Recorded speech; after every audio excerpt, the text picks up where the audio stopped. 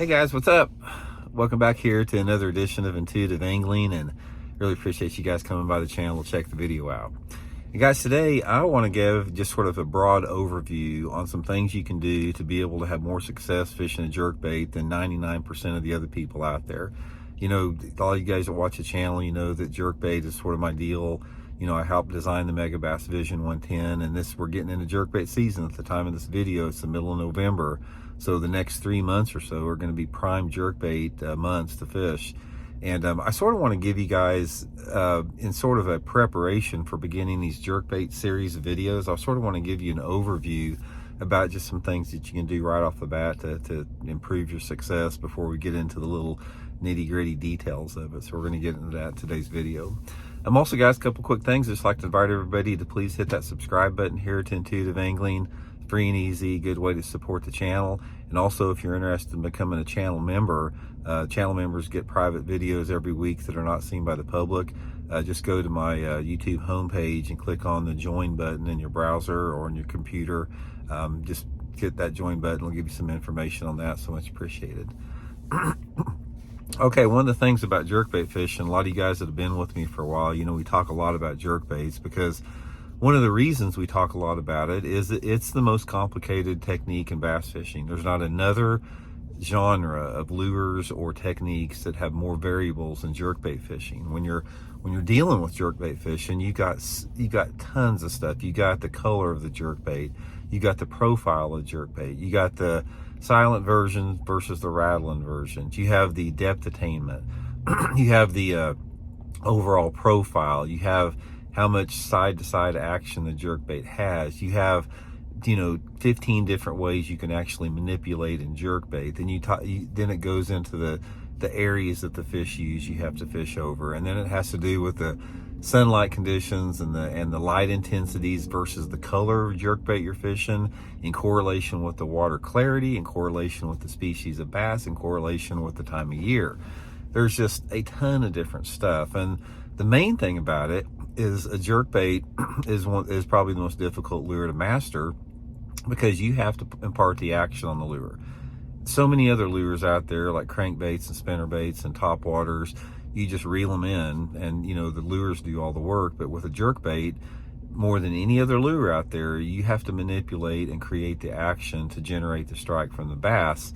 And on top of that, what generates the strike from that bass depends on the mood and the personality of the bass, because sometimes they want an aggressive action, sometimes they want the subtle action, sometimes they want an in-between action. You know, there's just, you know, dozens of different type of retrieves that you can use on it. So I want to, without overwhelming you on this, I want to sort of give you guys some foundations just to get started here, and then, like I said, we're going to do other videos moving forward over the next month or so.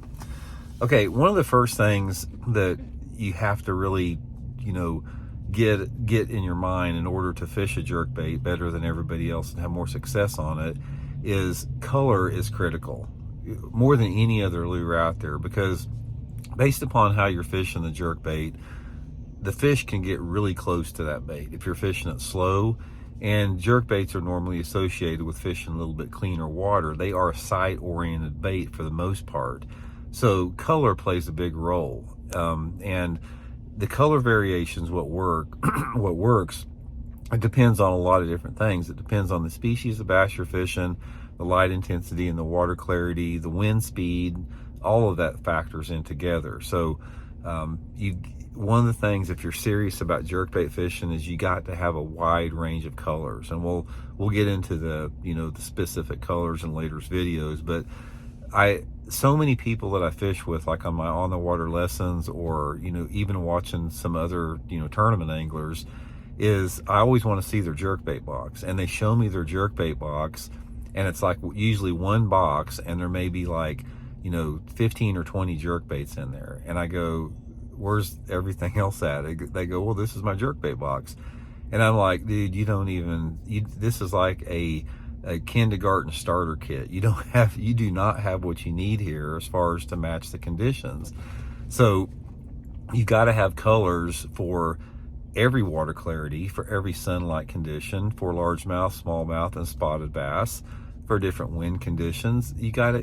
Color is critical. So when you start getting into your jerkbait, setup, tackle boxes, you got to have a wide variety with that. So we'll get into that in later videos. Also, guys, I'll put my Tackle Warehouse megabass jerkbait link in the description. You guys know I helped design, that megabass Vision 110s. They're the best jerkbaits in the market. I mean, without a doubt.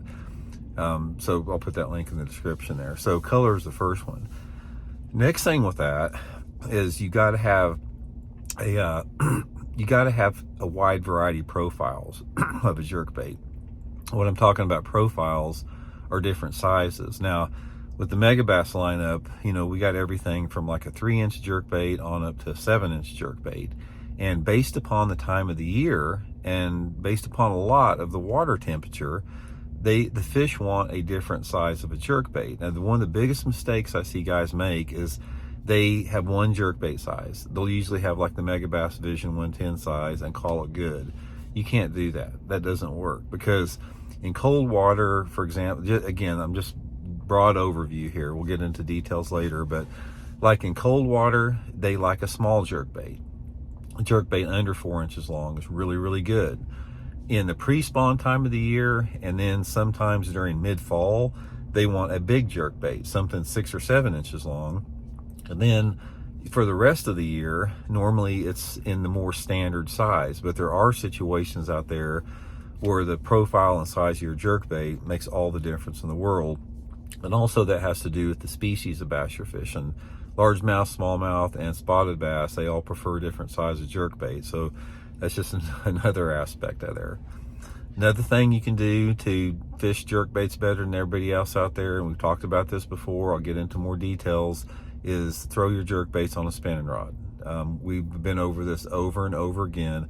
If you're fishing your jerkbaits on a bait caster, unless you're fishing like a 7-inch big jerkbait that weighs an ounce, you're going to catch 50% more fish on a spinning rod, simply because you can cast it further, you can put lighter line on it, you can put more manipulation on the lure, you have better feel, you can finesse the jerkbait better. And I don't care if some Elite Series pro that's won 5 tournaments on a jerkbait throws a bait caster. I would tell them you could win 8 tournaments if you threw it on a spinning rod. The spinning rod is the only thing to throw a jerkbait on, without a doubt. I'll argue the point to anybody out there. Tons of different advantages with that. Another thing with that is using straight fluorocarbon line is going to make you a lot better. I see a lot of guys that I fish with on my lessons, they try to throw braid to fluorocarbon on everything, including their jerkbaits. Monofilament is not a good line for jerkbaits. Braid to fluorocarbon is definitely not a good line for jerkbaits, because you're going to overwork it. You need straight fluorocarbon line. I use Seaguar and VizX line, usually between 4 to 12 pound test, depending upon the situation. Mix in correlation with that 6-foot 11-inch medium action spinning rod. Now, you don't hear me talk a lot about like tackle setups, excuse me, like rod and reel setups, but a jerkbait rod and reel setup is the most critical of any lure category, because in order for you to fish a jerkbait right, you have got to be able to put that action, and you got to have the feel. And that feel is accomplished by 3 things. It's accomplished by the length of your rod being 6-foot 10-inch to 6-foot 11-inch, the tip action of your rod. You need a medium action tip coupled up with the fluorocarbon fishing line. And if you have the straight fluorocarbon line with the medium action tip and that length of a rod, you have a perfect setup to manipulate that jerkbait and put the best action that you're going to have on the jerkbait.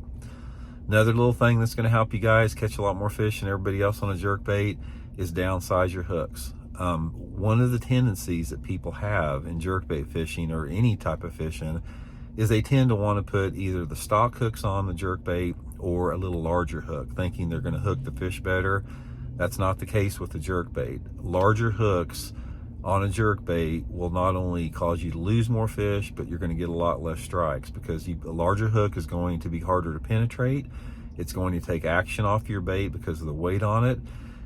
You need to go down to a smaller hook. Now, the megabass hooks come with the out barb, like a fine wire, Kasagumi out barb hook, which is a light wire hook.